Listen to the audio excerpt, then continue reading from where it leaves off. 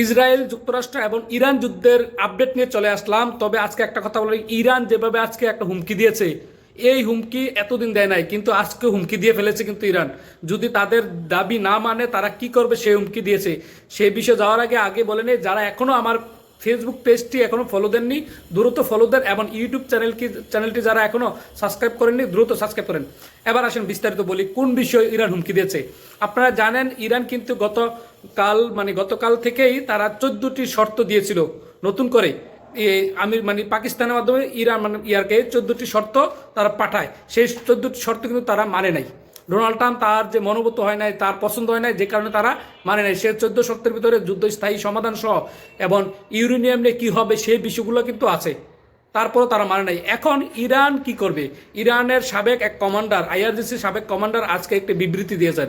সেখানে তিনি উল্লেখ করেছেন বিশ্বের সবচেয়ে বড় জলদস্যু হলো আমেরিকান যেই বাহিনী আছে, তারা সবচেয়ে বড় জলদস্যু হলো আমেরিকান বাহিনী, তাদেরকে বলা হয়েছে তার বিবৃতিতে।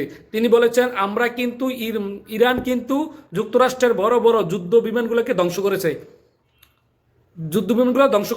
এবং আগামীতেও যুদ্ধ বিমান বা অন্যান্য যুক্তরাষ্ট্রের এখন যারা হরমুজ প্রণালীর অবরোধ করে রেখেছে, তিনি বলেছেন হরমুজ প্রণালী যারা অবরোধ করে রেখেছে তাদের যেই সরঞ্জাম আছে, যুদ্ধ বিমান আছে বা যেটাই বলেন, যে জাহাজই বলেন, সবগুলো কবর রচনা হয়ে যাবে।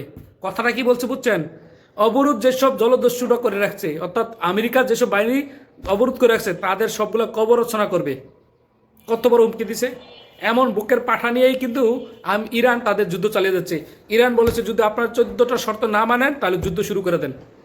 আবার যুদ্ধ চলুক, দেখি আপনারা কত দেন, আমরাও কত দেখি। তারা কিন্তু বলে দিয়েছে যে 14টা শর্ত দিলাম, আপনারা যদি না মানেন, না মানলে কি করবেন, তাহলে আপনারা অবরোধ তোলেন। যদি অবরোধ না তোলেন, একেবারে আপনাদের জাহাজ কিন্তু কবর রচনা তৈরি হয়ে যাবে।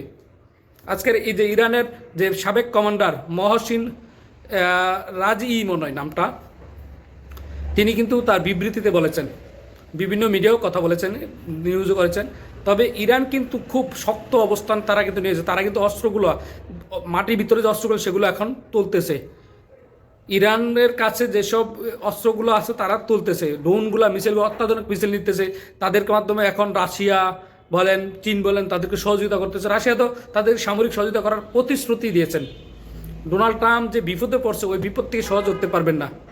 ইরান কিন্তু বারবার তাদেরকে সুযোগ দিচ্ছে।